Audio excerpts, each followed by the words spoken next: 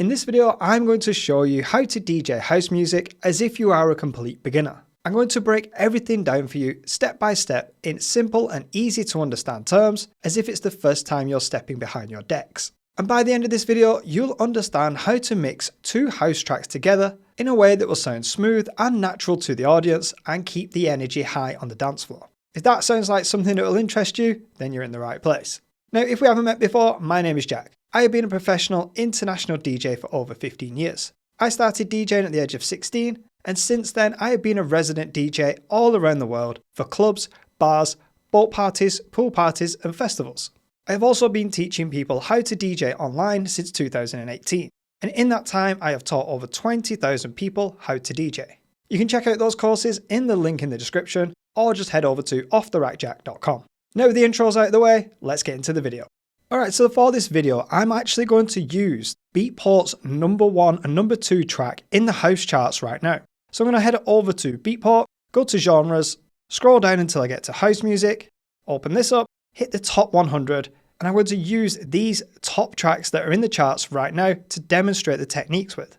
Hopefully it'll give this tutorial a bit more of a real and authentic angle as I'm using real life tracks that you would be DJing with. They're not pre-selected, I'm using tracks that are in the charts right now, and this is just to show you that these techniques that I'm going to show you are genuine techniques that I use with house tracks. So what I'm going to do is just get the #1 track at the minute over on the left hand side, and this is the track we're going to start with. Now the first thing you need to be aware of when learning to DJ house music is what I call the rule of 32. The rule of 32 basically means that there is a significant change in a track every 32 beats. This is where a sound is added or taken away from the track. So for example, a song could start with just drums, and then 32 beats after that, the bass line is then introduced, and then 32 beats after that, the instruments could be introduced, and then 32 beats after that, the vocals could then be introduced, and then 32 beats after that, the drums and the bass line could be removed. This is how house tracks are made in these 32 beat blocks. And these 32 beat blocks are called phrases. So instead of saying something like the intro is 3 lots of 32 beats, you would just say that the intro is 3 phrases long. It's just easier to talk about DJing this way and to work out the best times to mix your tracks. So to make this easier to understand, let's take a look at the example track that we have up. What I'm going to do now is press play at the start of this track, and what I want you to do is count along with me and listen to the changes in the track every 32 beats. 1, 2, 3, 4, 5, 6, 7, 8, 9, 10, 11, 12, 17, 18, 19, 20, 21, 25, 26, 27, 28, 29, 30, 2, 3, 4, 5, 6, 7, 8, 13, 14, 15, 16, 17, 18, 19, 20, 25, 26, 27, 28, 29, 30, 31, 32, 2, 3, 4, 5, 6, 8, 9, 10, 11, 12, 13, 17, 18, 19, 20, 25, 26, 27, 28, 29, 30, 31, 32. So as you can hear then, every 32 beats there was a sound added or taken away. I've also just highlighted them phrases in the intro on the track so you can clearly see the different blocks and how these phrases work. Being aware of these phrases and how tracks are structured like this is really going to help us when it comes to mixing two house tracks together. Now I do need to add that not all phrases are 32 beats long, but the 32 beat phrase is the most common phrase length that you are going to come across. There are other length phrases such as like a 16 beat phrase or an 8 beat phrase, but these are not as common. They are quite rare. I would say around 90% of the time, the phrase length that you're going to come across is a 32 beat phrase, and that's why this is the most important one to be aware of.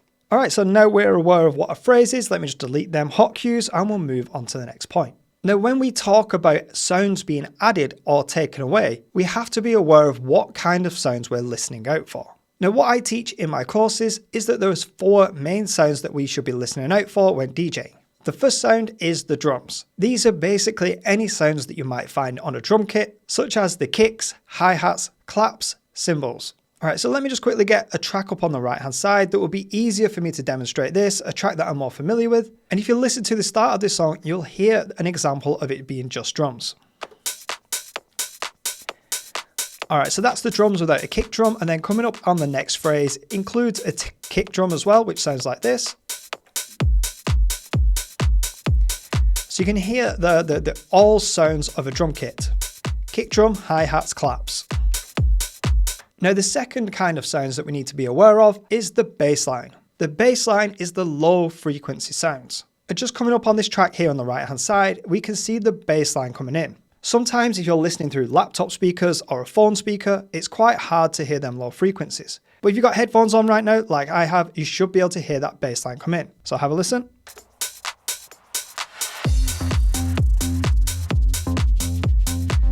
Alright, so that's them low frequency sounds. The third type of sound we need to be listening out for is the instruments. This could be things such as the pianos, saxophones, or even synths, which are artificial sounds made by a synthesizer. So for example, if I flick this track on a little bit here, we should be able to hear the piano.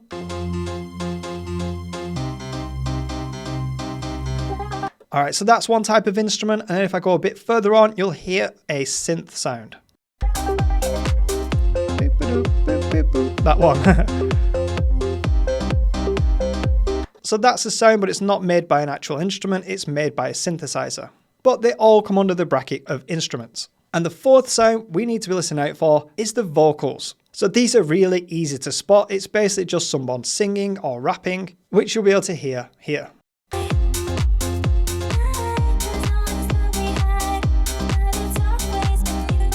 Alright, so in this section of the track here, we can hear drums, bass line, instruments, and vocals all at once.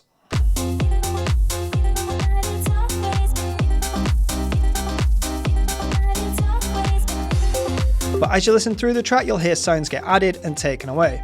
So for example here, there's no vocals, there's no instruments, a little bit of vocals, there's just drums and bass line. Now what I like to do when I teach people how to DJ is I like to split these sounds into two different groups. These groups are significant sounds and non-significant sounds. So the sounds that go into the significant sounds group are the bass lines, instruments, and vocals. The sounds that go into the non-significant group are the drums. Now the reason why the sounds such as the bass line, instruments, and vocals go in the significant group is because these are the sounds that stand out the most, and they are the most significant sounds in the track. They're the sounds that make you recognize a song, and generally the sounds that make you like a song or not. So for example, if I play this song on the right hand side, without you seeing the track title, you should recognize the song just by listening to only the instruments.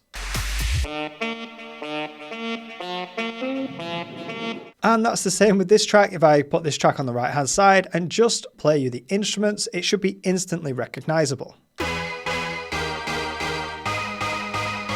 And this is of course the same with any kind of vocals. If I drag this track on the right hand side and play you just the vocals, you should instantly recognize the track, even if you weren't looking at the track title. Now be honest, I still want your hands up on my body.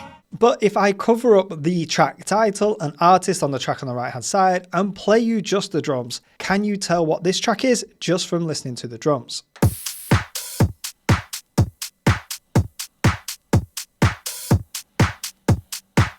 Now, if you could guess what track that was just by listening to the drums, you have a very good ear for music and probably heard this track many times before. But that track was On My Mind by Diplo and Side Piece, which sounds like this.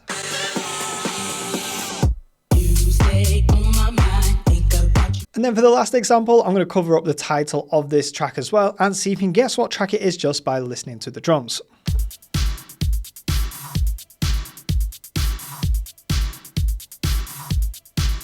Alright, if you guess what that track was, again, very well done. You have a very good musical ear, but it's very difficult to tell what the track is just by listening to the drums. That track was I Want Your Soul by Armand van Helden. Sounds like this.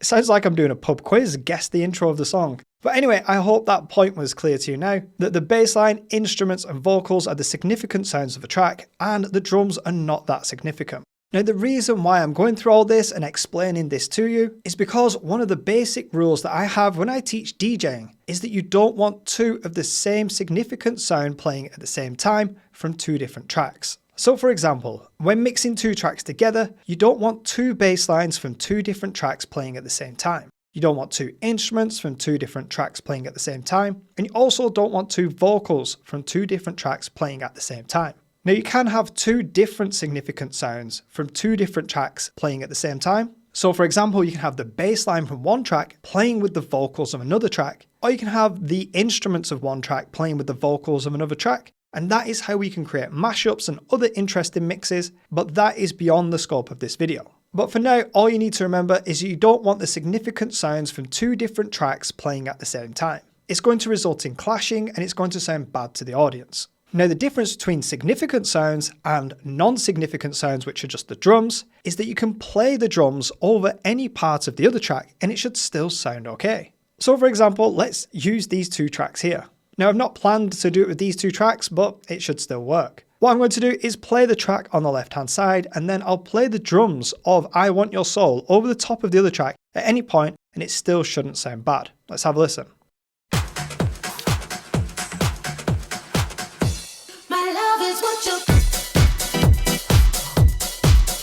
Alright, so we've got the drums from the track on the right hand side as well, and you can't really tell.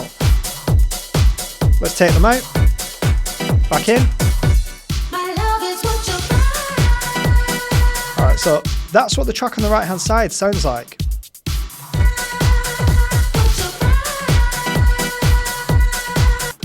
And as you can hear there, there's no clashing. If I hadn't told you that I was playing the other track, then you probably wouldn't be able to tell. That goes for the chorus as well. Let's wait until the drop and have a listen.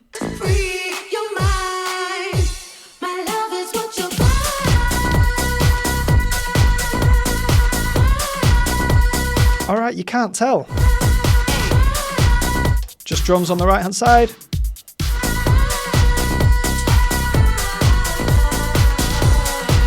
So this is why the intros and the outros of house music generally just consist of just drums. That is because then you can layer them over the top of another track and introduce the track slowly without any clashes of significant sounds. Right, so how does all this help us when we're mixing two tracks together? Another basic rule that I have when learning to DJ house music is that you want to time your tracks so that when one track's significant sounds end, the next track's significant sounds begin.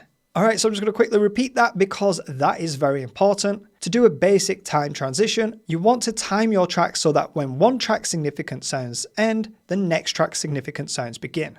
Alright, so what I'm going to do is go back to Beatport, into the House Top 100, and then just pick the second track in the list. We'll drag that up on the right hand side, and I'm going to use everything that I've taught you now to mix these two tracks together. So let's imagine that the track on the left hand side is playing to the audience first, and we're going to mix the tracking on the right hand side next. The first thing we need to do is find where the significant sounds end on the track that we're mixing out of. So let's go to the end of this track now and just have a listen to what kind of sounds are included and what we can hear in the track. Alright, so right there we've got some drums, bass line, and we've also got some instruments like a melody.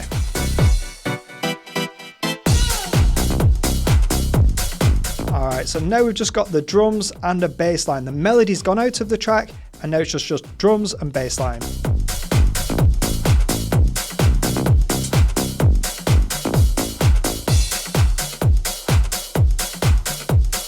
Alright, and now we're just into drums. The last significant sound of the track has ended, which was the bass line, and now we're just into drums. So what I'm going to do is just wind this track back just to where the significant sounds end and the next phrase of just drums starts, which is just at this point. Now quite often in house music you can hear a cymbal crash at the start of a new phrase. So that would be like a tss, and just on this track here you should be able to hear that. Have a listen.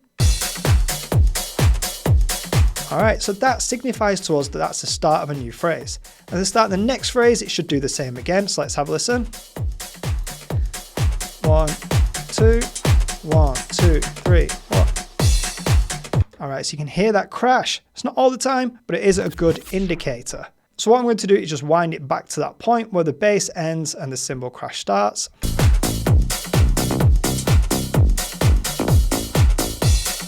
Just there. Alright, so it's at this point in the track where all the significant sounds end and the outro starts, which is just drums. The next thing we need to do is listen to the track we're mixing in next and find out where the significant sounds begin on that track. So let's listen to the right at the start of it. All right, as usual, we can hear there's just drums here. Let's flick it forward a little bit. All right, there is a little bit of an instrument there, but the idea here is it significant? Is it pushed in the background or is it up front and center? So a lot of the times with intros, you'll have them significant sounds just pushed back slightly, even though it is an instrument, which makes it not significant. This is where you've got to use your judgment as a DJ and think, would that sound clash with the other track whilst I'm mixing? For me, I don't think that sound is significant enough to clash with another track when mixing. So this for me is still just drums, mainly.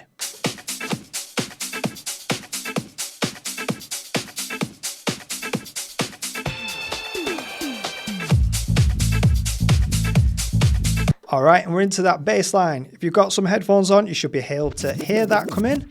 Let's wind it back. And this is the point in the track where the first significant sounds come in. So what we need to do to get a perfectly timed basic mix is to make sure that these two tracks cross over at this time, so that when the significant sounds end on the track on the left, the significant sounds begin on the track on the right. This will give us a nice, smooth, natural transition from one track to the other, which will keep the energy high on the dance floor and there won't be any flat parts in your mix. But when we're DJing live, how do we make sure that these 2 points pass over at this time? Now, this is where I am going to teach you and show you one of my systems that I have developed myself that I'm actually going to call the off-the-rack jack system. That's because I've come up with it myself through my years of DJing. I've not seen anybody else use it, so I might as well name it after myself. So if anyone does copy it, they know where it's come from. Now, how the off-the-rack jack system works is that it's a system that you can apply to all your tracks where you set hot cues on them, indicating where you should mix in and mix out, so you can mix any track into any track. So what we need to do is just set hot cues on these tracks at this point. So with the track on the left-hand side, I'm just going to set a hot cue just here at hot cue D. Then on the track on the right-hand side, I'm going to set a hot cue at hot cue B. Notice here that I've left a gap at hot cue A on the track on the right because that's going to be used in a minute when we jump back in the track. So we know that these 2 points want to pass over at the same time for a smooth transition. So what we need to do now is set some timing hot cues. Now your timing hot cues can be basically any distance that you want depending on the genre and style of DJing you do. With house music, a common distance can be 2 phrases, and that is because house music generally has longer intros. So from here, what you can do is go to beat jump on the track on the left-hand side. So we'll go to beat jump, and then we're going to jump to the left backwards 2 phrases, which is 2 lots of 32. So just here in the bottom right-hand corner of the pads is the 32 button, and I'm going to jump to the left twice, which is 2 phrases, 1, 2. That takes us to this point on the track. So now what I'm going to do is set a hot cue just here, and then do exactly the same with the track on the right-hand side. I'm going to go to beat jump, and jump backwards to the left 2 phrases, which is 32 beats twice, 1, 2. Then I'm going to set a hot cue just here in that hot cue A space. So now to get a perfectly timed house music transition between these 2 tracks, I just need to start the track on the right hand side at hot cue A when it gets to this point here on the track on the left, hot cue C. Now you might have noticed that these 2 tracks are at 2 different speeds. One is at 128 beats per minute and one is at 130 beats per minute. One way we can get these 2 tracks at the same speed is just simply moving one track up to match the other speed. Now I personally don't like playing my tracks slower than the original speed. So what I would do here is move the track on the left from 128 to 130. I just find that tracks being played a little bit slower than their original speed doesn't sound too great, but tracks don't sound bad when you speed them up. Sometimes they sound a little bit better. So now got them 2 tracks at the same speeds. Then all I need to do is make sure the beats line up when doing my transition. Alright, so let's do that mix and see how it sounds and how it times. Alright, so I've got the track on the left playing to the audience. When it comes up to hot cue C, I'm going to press play on the other track at hot cue A. Then we get the beats in time and fade it in. Alright, they're pretty good there. Slowly fade the volume fader in.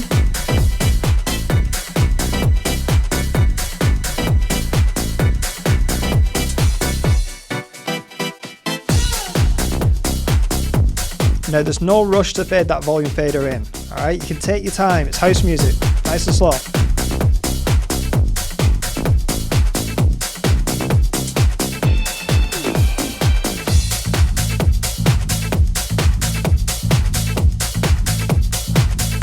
Alright, you can hear that the bass is swapped over at the perfect time.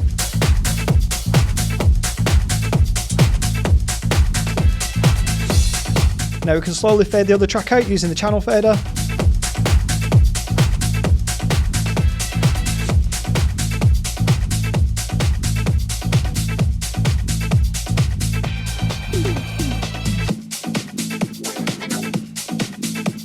And now we're fully into the next track at the break. Now that's great, and if you DJ house music, a lot of the time that 2-phrase gap will be great for you. But for me personally, I DJ commercial dance music as well, and hip hop and R&B and other genres. So generally what I do here is I create a 1-phrase gap from the significant hot cue. It works exactly the same, but you just have a little bit shorter time to mix the track in. So I'm going to delete hot cue C and hot cue A, and do the same thing now, but just 1 phrase backwards. So let's go to hot cue D on this track here. This is the significant hot cue where the bass line ends and it goes into just drums. Let's go to beat jump, but this time only go backwards 1 phrase. Set a hot cue just here, and then do exactly the same on the track on the right. Let's go to hot cue B. Just there, hot cue B. Beat jump, jump backwards to the left 32 beats, and set another hot cue just here. Doesn't really matter what distance you have these, as long as it's the same distance, your system should work no matter what tracks you pick. Alright, what we're going to do now is mix back the other way. Let's imagine the track Groove Jet on the right hand side is playing to the audience, and we're going to mix the track in on the left, Free Your Mind. Let's go to the end of the track and listen to where the significant sounds ends and the drums begin. Alright, so we can hear that we've still got a bit of melody there and bass line and drums.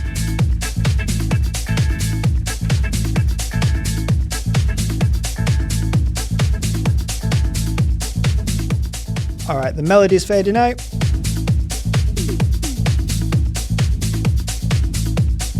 Alright, and now we're just left with drums and bass line.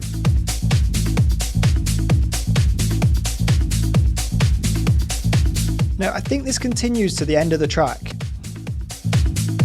Yeah, so it's pretty much got the bass line in most of the track. I think it goes out here. Slowly fading out. Alright, to the end of the track. So there's no real section at the end of this where it's just drums. There's a little bit here, but it's not long enough for us to do a transition with. So one thing we can do here, and a tip for you when mixing house music, is that when there's only bass line as a significant sound in the track, you can actually remove that bass line using the low frequency equalizer dial. So now if we listen to that section of the track again with our low EQ dial turned all the way down, you can hear it just sounds like the highs of the drums. Let's have a listen.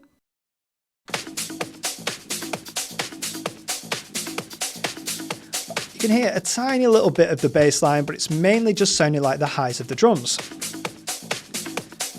So effectively, this section can be used like an outro. This is really useful when DJing house music because usually the first sound introduced is the bass line and the last sound to be taken away is also the bass line. So you can change your mix in and mix out points just by using the low EQ dial. So now with the bass line taken care of, we need to listen to where the last time the melody and the instruments are played, which was around here.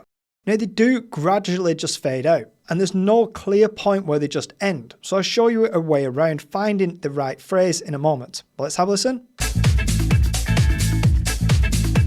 So we can hear that melody.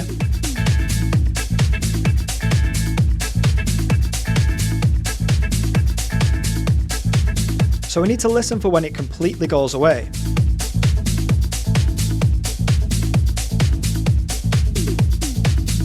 Alright, so it's just there. You may have heard a little doo-doo-boo. It's what's called a fill, just before the next phrase. Alright, so I'm going to say it's at this point, this should be on phrase and where the melody stops. So what I'm going to do is just set a hot cue here. Now one way in which we can test if this is the right point is by using beat jump. We can go to beat jump and jump backwards in the track, and if it's at the right point, this should generally take us to the first beat of the drop. If it does, we should be in phrase and it should work. So from here, if I jump backwards to the left 32 beats, let's do it 1, 2. You can see that it takes us to the start of a phrase. Let's do it again, jump backwards to the left, another phrase, and it's the start of a drop section again. As we discussed at the start of this video, tracks are generally made up of 32 beat blocks. So if you're ever struggling to find where the start or end of a phrase is, just find a significant point like the start of a drop, like this, where you definitely know it's the start of a phrase, then beat jump left or right from there. So let's go back to that hot cue. We're going to go to the right this time, 1, 2, 3. This is going to be our significant point and our significant hot cue, where we're going to remove the drums and create our own outro. All right, now to get our timing right, we need to set a timing hot cue. And we're going to use the off-the-rack jack system for this. So we're going to jump backwards to the left 32 beats just once. We're going to do one phrase because that's what I personally use when I DJ. Go to the left and set a hot cue just here. Now what we need to do is go to the start of the other track, listen to when the first significant sounds come in. All right, so right at the start, we've just got drums. Coming up on the next phrase, let's have a listen to see what we can hear.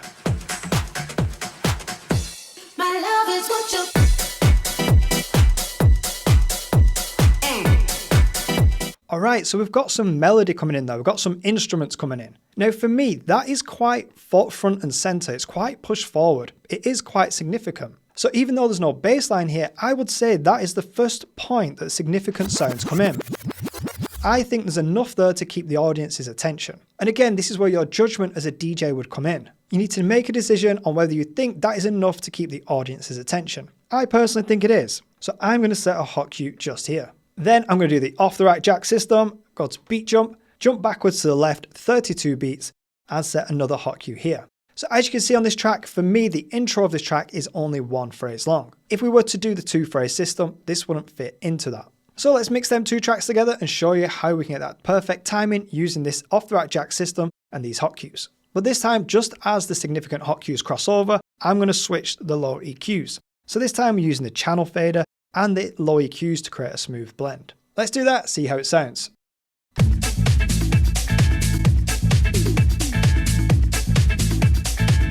All right, when it gets this hot cue G, let's start the other track.